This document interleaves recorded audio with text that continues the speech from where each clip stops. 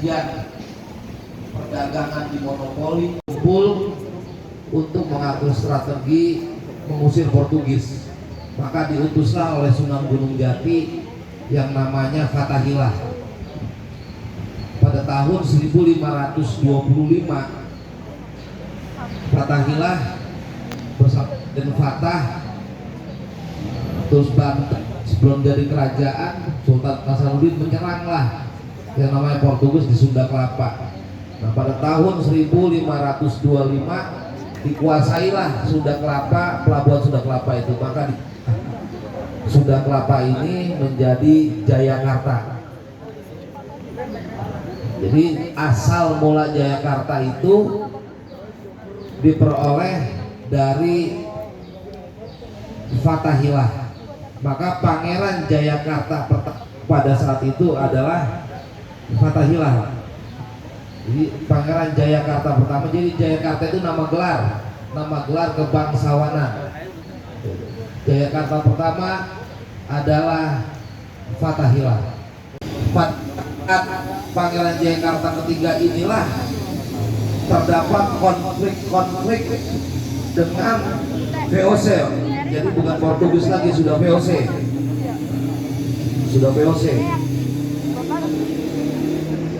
Ini banyak sejarawan yang menganggap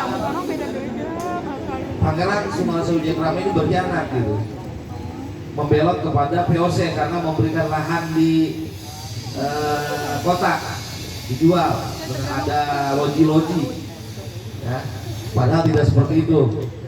Nah, beliau ditarik oleh Sultan Maulana Mahmud Abdul Qadir Kenari ya.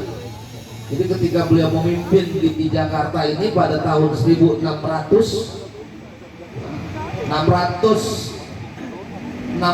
beliau ditarik ke Banten, Pak. Dari ke Banten dengan alasan mau nyunatin anaknya Sultan Mahmud Abdul Qadir, mau pulang lagi kemarin gak dikasih. Digantikanlah oleh yang ada di depan kita ini, Pangeran Ahmad Japetra. Jadi beliau Pangeran Jayakarta keempat. Nah, mulailah terjadi konflik besar dengan VOC karena beliau ini tidak mau kata berunding, tidak mau ada kata menyerah, perang betulan gitu.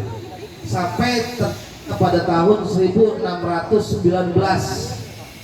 terjadi perang besar sehingga Pangeran Jayakarta mendapatkan kekalahan. Kalau di keluarga besar kita itu secara folklor kelemahannya beliau ini ada pasukannya tertangkap, kelemahannya ini dikasih tahu ke pihak VOC gitu. Jadi beliau kelemahannya ini dengan najis. Jadi pada akhirnya kotoran najis itu diaduk di gong. Nah, kemudian buat nyerang kerajaan daripada beliau. Nah, beliau di sana mendapat kekalahan. Akhirnya beliau mundur sampai ketemu sumur di kota. Nah, sama VOC sumur ini dianggap Pangeran Jayakarta mati di situ, dianggap nyemplung ke situ, mati di sumur tersebut di kota. Makanya di kota itu ada makam beliau, ada masjidnya, ada makamnya. Padahal itu sumur dulunya. Beliau membuang jubahnya ke sumur tersebut. Beliau lari ke arah Kalisunter. Tepatnya ke arah Kalisunter, dia dulu di sini hutan jati. Makanya sekarang namanya Jatinegara. Jatinegara, kalau dulu sini hutan jati. Beliau datang ke sini bersama keluarganya, bersama laskar yang tersisanya pada tahun 1619.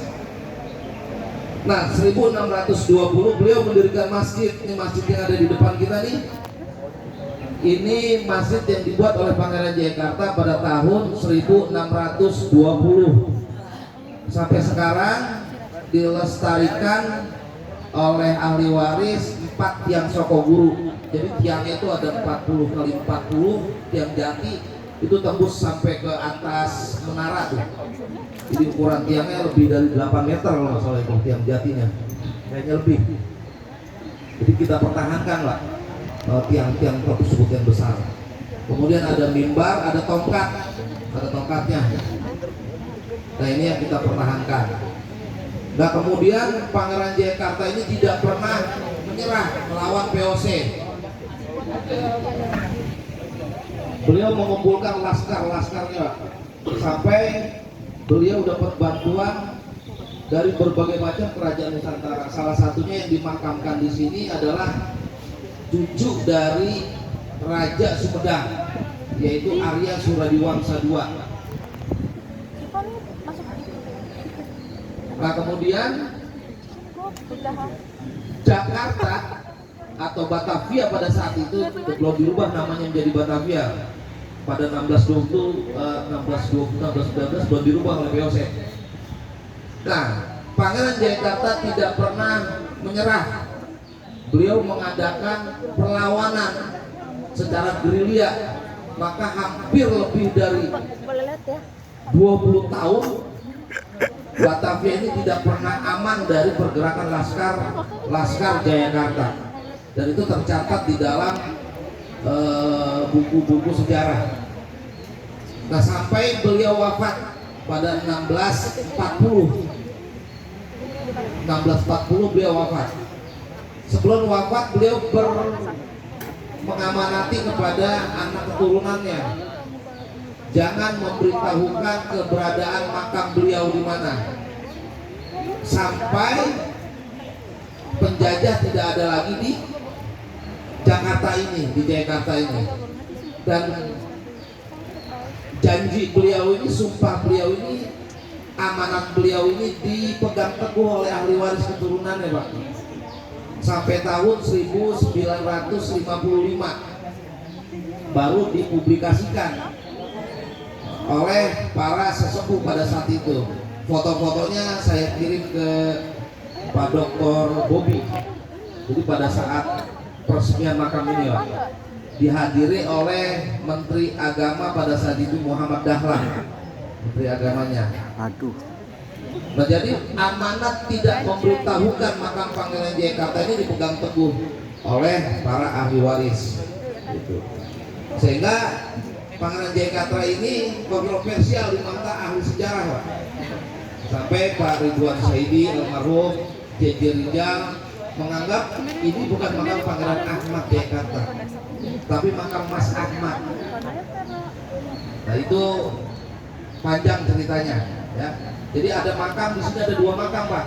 Ada makam Pangeran Ahmad Jayakarta 1640 yang berjuang secara langsung melawan VOC. Ada makam Mbah Dalam.